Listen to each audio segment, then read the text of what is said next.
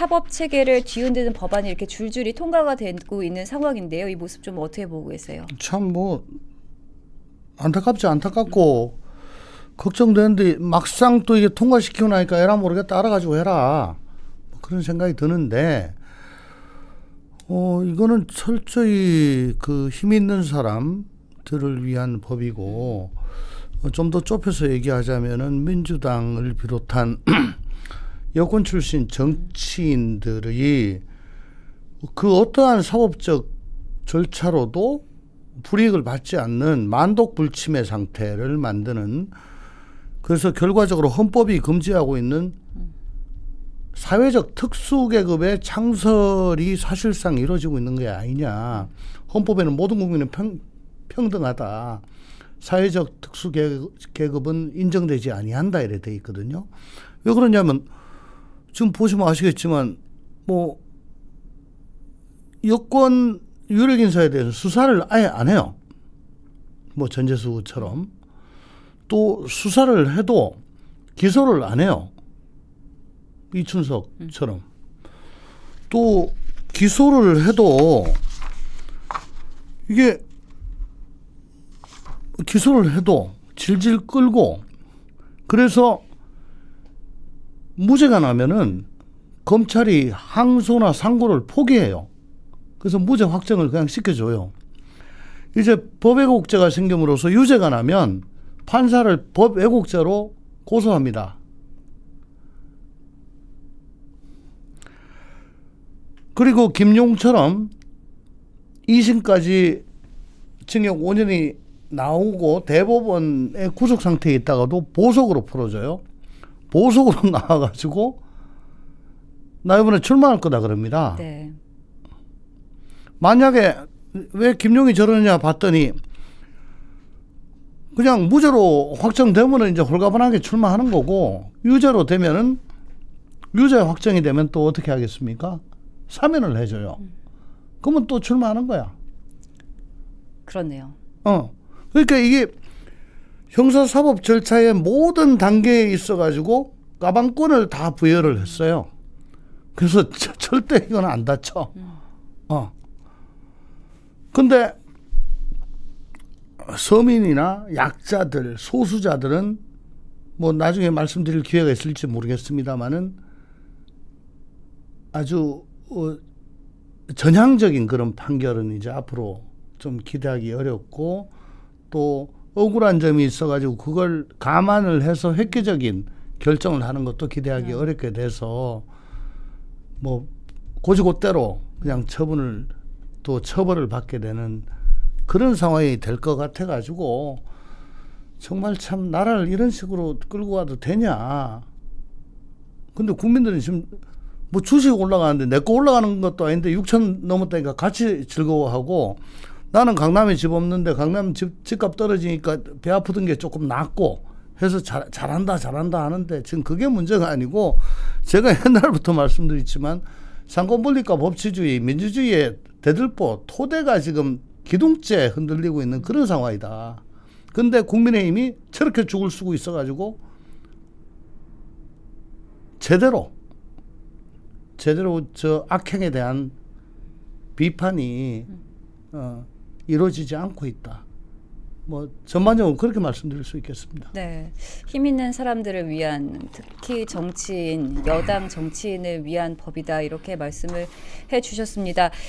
먼저 어제 통과된 이 법 왜곡죄부터 좀 짚어보도록 하겠습니다. 이 법 왜곡죄는요, 위헌 논란이 계속됐는데요. 그러자 민주당에서 본회의 상정 직전에 급하게 수정안을 만들어서 통과를 시켰습니다. 수정안에는 적용 범위를 형사사건으로 한정하고 또 합리적 범위의 재량 판단은 처벌하지 않겠다, 이런 내용이 좀 담겨 있는데요. 하지만 벌써부터 현장에서는 여전히 추상적이다라면서 우려가 쏟아지고 있습니다. 일단 현장 분위기부터 좀 살펴보자면요. 판사들이 형사재판부로 가는 것은 기피할 것이다, 이런 예상이 나오고요. 또 검사들 사이에선 사건 많이 하면 할수록 고소당하는 거 아니냐, 차라리 대검 가서 칼퇴하는 게 낫겠다, 이런 자주 섞인 비판도 나오고 있습니다. 현장에서 나오는 이런 반응들 좀 어떻게 보셨어요? 안 그렇겠습니까? 뭐라고 위헌 감수하면서 그래 합니까? 그리고 이게 보니까 10년 이하의 징역 밖에 없더라고요. 그게 무슨 얘기냐면 벌금형이 없어요. 네. 그러면 뭐 정말 잘못 걸리면은 실형 아니면 집행유예 받는데 집행유예를 받더라도 변호사 개업하는데 이게 제약 사유입니다. 못해요. 네. 그리고 공직 취임하는데도 계속 걸림돌 되고 그런 불이익은 뭐라고 봤습니까? 그래서 거기다가 이제는 힘 있는 사람 아까 말씀드렸지만 힘 있는 사람은 권력자에다가 또 악성 무고꾼들 계속 고소합니다. 어떻게 고소하냐? 판사가 보니까 나한테 좀 불리하게 지금 재판하는 것 같아. 법외국제 고소 재판 중에. 근데 그거 뭐 별거 아닌 것 같은데 해서 경찰이 예를 들어 불송치 혹은 송치했는데 검찰이 불기소. 그러면 너도 법외국제 또 고소. 그러면 또 그게 또 재판받고. 뭐 하여 자기 마음에 안 들면 계속 고소를 걸 수가 있어요. 근데 이게 구성 요건이 애매하기 때문에 이게 무고인지 아닌지가 상당히 애매합니다. 뭐 예를 들자면은 뭐 고의적으로 왜곡했다 알면서도 나는 모르고 했는데 선의로 했는데 너 악의적으로 고의적으로 했다. 막 수사기관이 우기면 그 재판받는 사람은 그게 왜 내가 고의적이 아닌지를 설명을 해야 되는데 없는 거 설명하는 게 힘들어요. 네. 그 뭐 의도적으로 영향을 미친 것이다. 난 그거 아니다. 정말 아니다라는 걸 입증을 계속 해야 되기 때문에 힘들다고. 네. 그리고 합리적 범위 내에 뭐 재량적 판단은 해도 된다. 뭐가 합리적이고 뭐가 재량적 판단인지 너무 합리적 나는 합리적인데 그 경찰이 너는 그거 합리적 아니야. 그러면 이게 판례가 어떻고 세상 이치가 어떻고 해가지고 합리적이다. 아이 시끄럽고 그건 아니야. 남은 뭐 그냥 얄짤없이 기소가 돼요. 그러니까 그런 일을 판사나 검사가 왜 당하겠냐고요. 그리고 무고꾼은 모든 재판 과정, 수사 과정, 기소 과정에서 계속 걸 수가 있는데. 아니 내가 뭐 그걸로 처벌받으려고 내 지금 여기 판사하고 검사하고 앉아 있냐. 자괴감 든다. 라는 말이 안 나오겠습니까? 네. 그리고 보면은 항소 상고 이후에 보면 되게 법령 적용을 잘못했다. 사실을 오인했다. 세정 법칙을 위배했다. 그리고 양형부당이다. 이 네 가지가 이제 항소 상고 사유입니다. 양형부당은 이제 상고심은 잘 안 되지만 그 법령 적용을 위배했다는 게 지금 여기 들어가 있는 거예요. 여기 적용하면 안 되는 거 알면서도 적용을 했고 적용해야 되는데 안 했다. 그 항소 사유에 들어가요. 항소 사유다. 항소 이때까지 이런 건 그러니까 항소하면서 상고하면서 이래 가지고 사유서 법령 적용에 위배가 있고 이거는 이 증거는 이러고 저러고 해가지고 이거는 믿기지가 않고 이걸 근거로 해서 유죄 판단의 근거로 사용하면 안 되는데 이걸 인정해서 나한테 유죄 때렸다 나 억울하다 라는 건 최정법칙 위배 사실 오인 사실이 재반 증거해 가지고 그 정도로 안 나오는데 그걸 갖다가 막 한쪽 면만 봐가지고 사실을 그렇게 확정했다 사실 오인 그래서 양형부당 그 내 생각했던 것보다 너무 세게 나왔다. 네 가지로 되게 되거든요. 근데 요번에 법 왜곡죄에 나오는 그 세 가지 위반 사항이 다 여기에 포섭이 되는 것 같습니다. 저는. 네. 그러니까 그동안에 항소 이후 상고 이후에서 이런 걸로 해가지고 신급죄에 의해서 3번 재판하면서 걸러졌어요. 근데 이걸 가지고 갑자기 처벌을 하겠다는 거야. 예? 그리고 정말 이거는 아니다. 정말 판사이 나쁘다. 이거 검사 진짜 나쁘다. 그럼 직권남용죄로 그냥 하면 돼요. 근데 왜 이런 걸 해? 독일 얘기를 자꾸 하는데 독일은 나치란 게 있었고 그 분단이 있었죠. 그때 나치나 동독의 법관들이 정말 법 질서를 기본적으로 흔드는 국가 법 체계를 본질적으로 침해하는 그런 명백한 법 파괴 행위에 이르러 가지고 양민을 학살하고 뭐 이렇게 했다. 왜냐하면 제노사이드 같은 게 있었으니까. 이렇게 엄격하게 명백한 법 파괴 행위에 한해서만 이게 적용이 된다라고 독일 연방 대법원의 헌법재판소인가? 그 판례가 그렇습니다. 네. 우리처럼 항소하고 상고해가지고 다 걸러지는 것들을 이렇게 해가지고 처벌하는 나라는 없어요. 일반 재판에서 적용되는 그런 법조항은 아니다. 아니 그러니까 다시 한 번 더 말씀드리지만 그냥 항소 상고에서 다 걸러질 수가 있고 네. 만약에 정말 의도적이다, 정말 악의적이다, 정말 이거는 아니다, 저쪽하고 편찬 것 같다라고 하면 직권남용으로 고소하면 된다고. 근데 이걸 왜 만들었냐고. 독일 예를 드는데 독일은 국가 법 체계를 갖다가 침해하는 근본적인 것만 처벌을 해요. 지금 그러냐고요. 그러니까 이게 북한에 이런 게 있긴 있는데 북한 거를 갖다가 지금 뺏긴 건지는 잘 모르겠어. 북한법은 내가 안 봤는데. 네.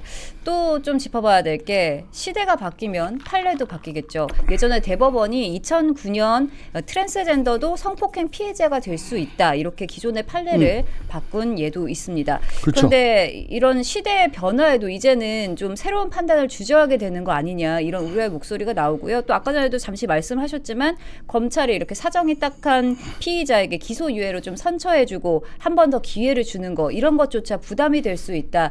이런 우려가 나오고 있습니다. 그러니까 전향적 판결을 해서 대법원에서는 지금까지 판례가 그게 아닌데 내가 보기에는 그동안에 세상이 많이 변했어. 안 그러면 이 사람은 대법원 판례하고 조금 사정이 달라가지고 너무 억울해. 라고 해서 대법원 판례와 좀 다른 그런 하급심 재판장이 판결을 내리잖아요. 네. 그러면 너 법외고 그리고 초코파이 사건처럼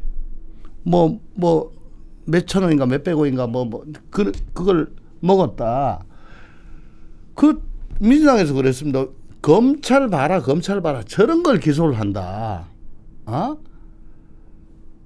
그런 건 기소유예 하는 게 맞죠. 근데 어쨌든 검찰이 보기에 수사 단계에서 그 소유자의 승낙을 받지 않고 자기가 먹어버렸어. 그러면 절도죄가 성립이 되거든. 네, 그렇죠. 그게 사실이라면. 근데 그 법조항이 적용되는 걸 알면서도 그냥 빼버린 거. 이것도 걸려. 선처해 주는 것. 예. 그렇죠. 그리고 아까 말씀하신 게 트랜스젠더는 뭐냐면은 그 성폭행의 피해자는 지금 우리나라 법상 부녀입니다. 부녀. 네. 주민번호가 2자로 혹은 4자로. 부녀인데 트랜스젠더는 1이에요. 혹은 3이에요. 그런데도 불구하고 이 사람 지금 시대상의 변화에 따라 가지고 지금 주민번호만 13번이지 이거는 부녀다 라고 해서 피해자로 인정을 해줬거든요. 근데 왜 네 멋대로 적용하냐고? 법외국죄가 될 수가 있어요.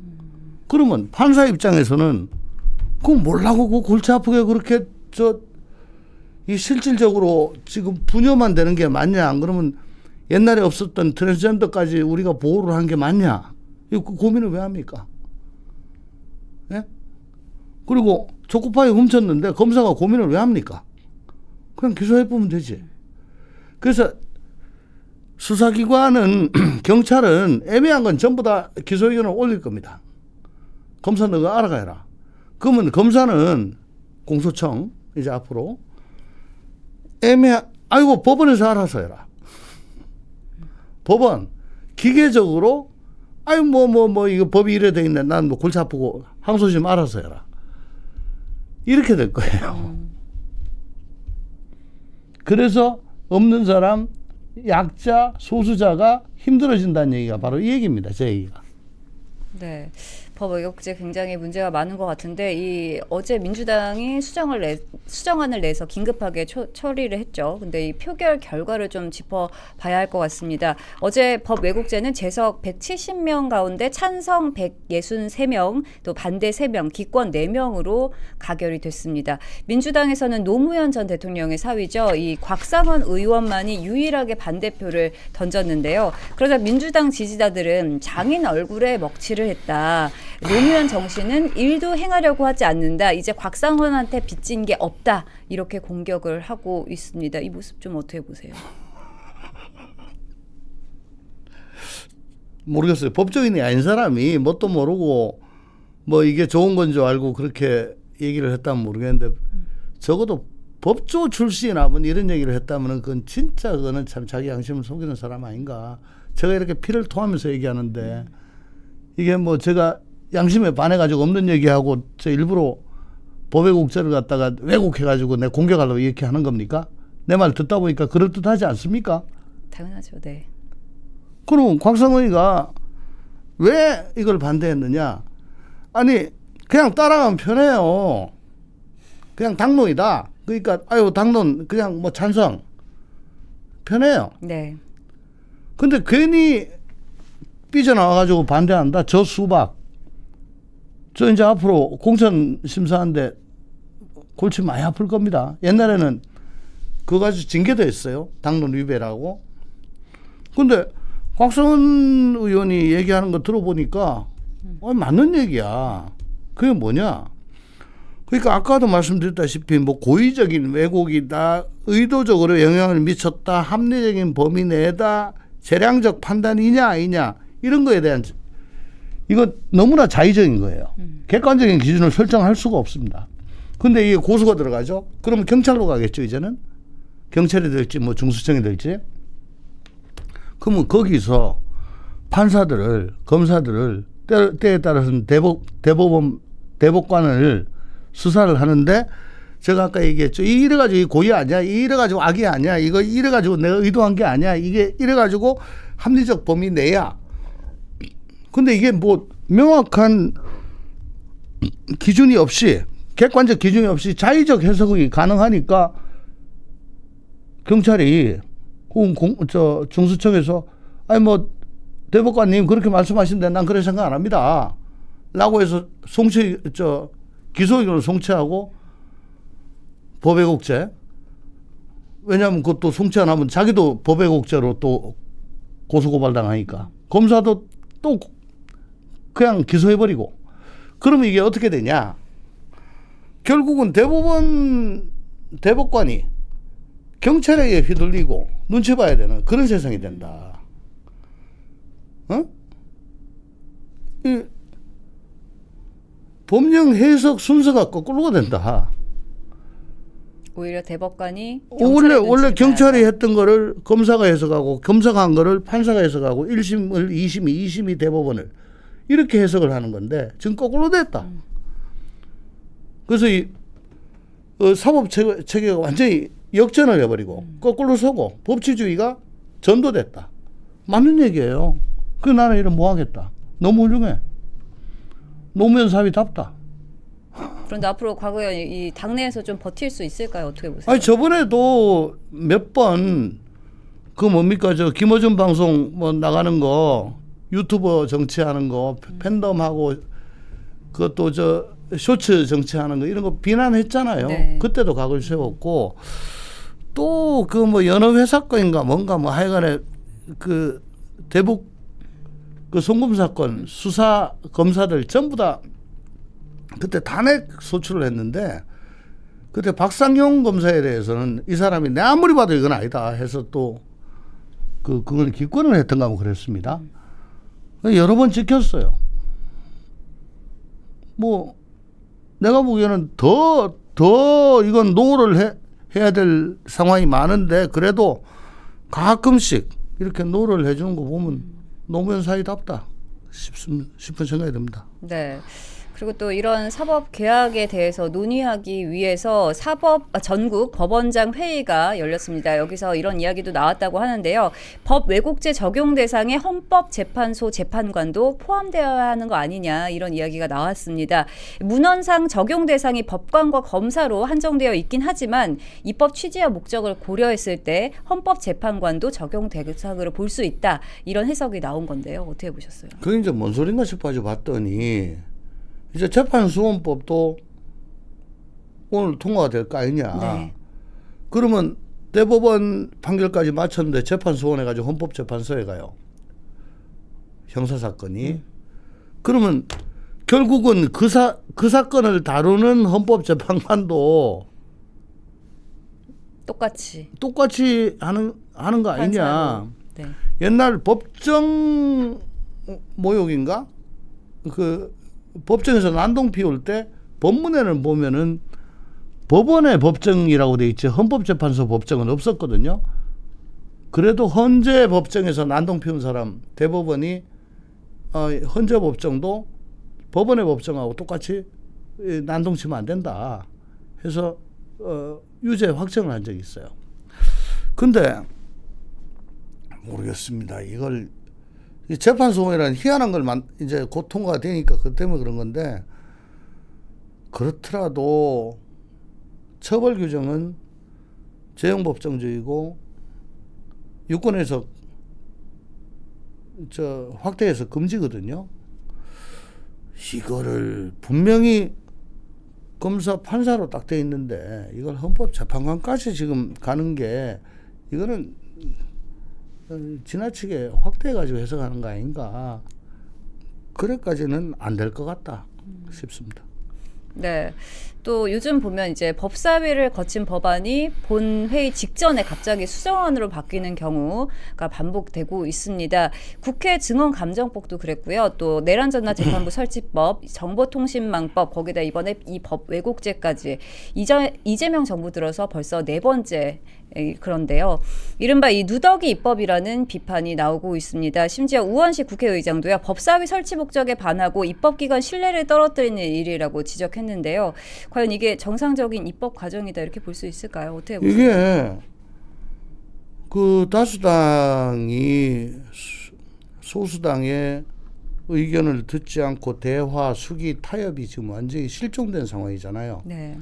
매일 그냥 단독 강행 처리 아닙니까?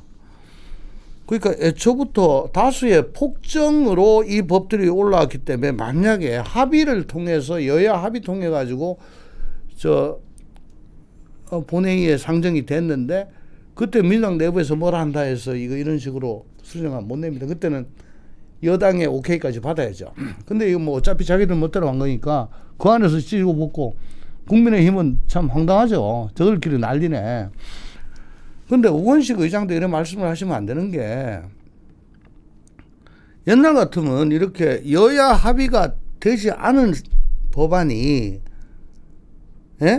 본회의에 그냥 못 상정이 안 됐어요. 아예 상정이 안 됐다. 의장이 계속 합의해라. 요번에 처리해야 됩니다. 합의해라. 막 미루고 안 잡아주고 뭔 법을 상정할 것인가 의장의 권한이거든.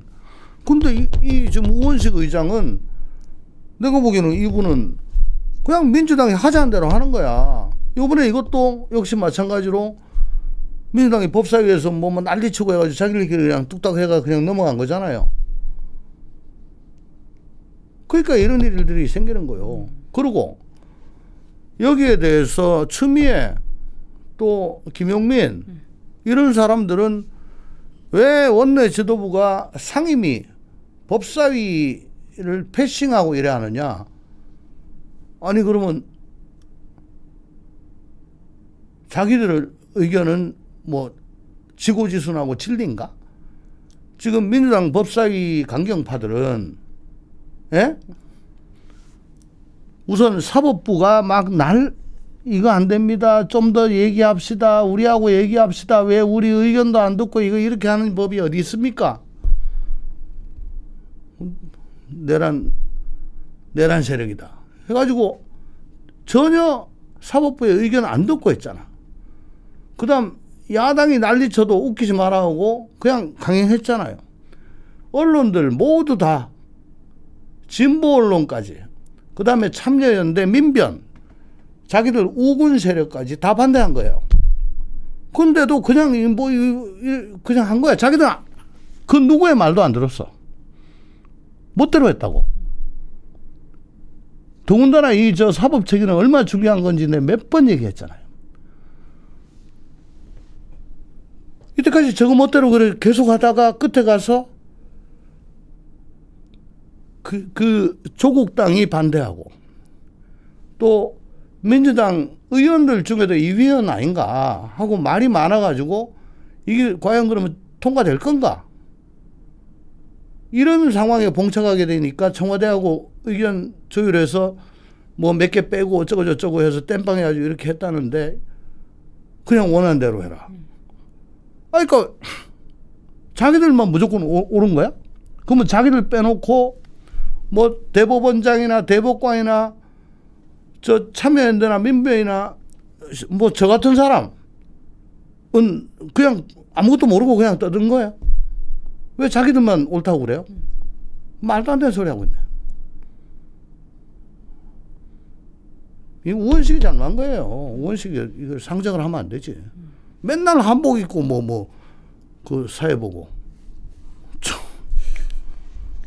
이제 3.1절 날 또 독립운동가 후소이라고 또 얼마나 폼 잡을지 또 모르겠네. 네, 그리고 또 이번 법 왜곡죄 뭐 본회의 직전에 수정안이 나왔는데 그 배경에 조국혁신당이 있다 이런 이야기가 나옵니다. 예, 맞아요. 네, 필리버스터를 끝내려면 제적 5분의 3, 즉 178석이 필요한데 민주당 162석만으로는 부족하다는 건데요. 결국 조국혁신당 협소가 필수적이다 이렇게 볼 수 있는 건데 향후 어떻게 좀 보십니까? 그러니까 범여권에서 조국당을 빼면은 178석이 안 나온다는 거예요. 네, 162석. 162는 민주당이고 그거 말고 이제 뭐 같이. 진보당이고 뭐 기본소득당이고 뭐 사회당이고 네. 뭐고 그 과거 준연동으로 민주당하고 그 같이 해서 당초 약정에 따라 그 비례의석 차지한 정당들이 있습니다. 네. 그거 다 합쳐도 178이 안 된다는 거야. 그래서 어쩔 수 없이 그렇다고 개혁신당이 찬성을 해줄리면 만무하고.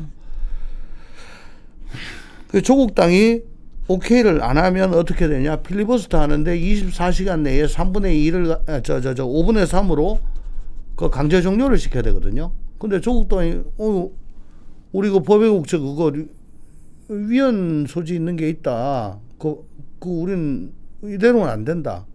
해서 필리버스터 강제 종료에 찬성을 안 하면은 회기 끝날 때까지 해요. 그런 애로사항이 있는 거죠.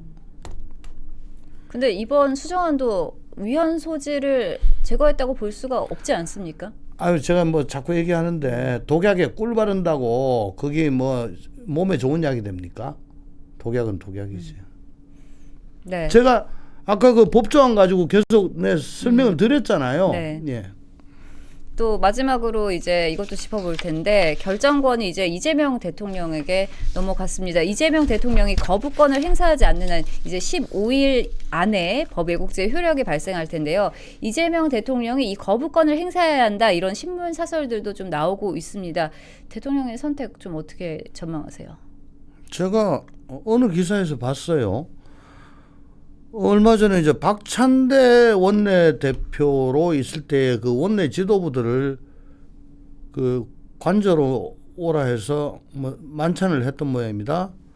그때 나눴던 얘기 중에 그 참석자 중에 하나가 법외국제 이거 정말 이번에 꼭 해야 됩니다.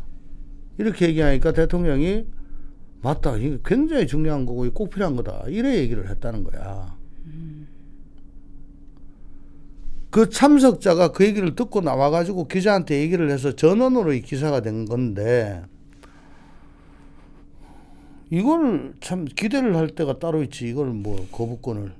왜냐하면 자기는 그 정치검찰의 부당한 수사 그 말도 안 되는 기소로 정말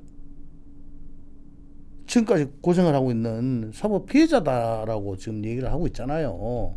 그래서 정치검찰 저거는 그냥 둘 수 없다 해서 사건 좀 다 뺏고 하는 근거가 그거 아닙니까? 이미 법 왜곡죄는 매우 중요하고 꼭 필요한 거다 라고 얘기를 했기 때문에 그 얘기 안 해도 뭐 이건 바랄 걸 바라야지. 그냥 통과될 것이다. 당연하지. 네, 지금까지 법 왜곡죄 내용과 또 파장까지 좀 짚어봤습니다.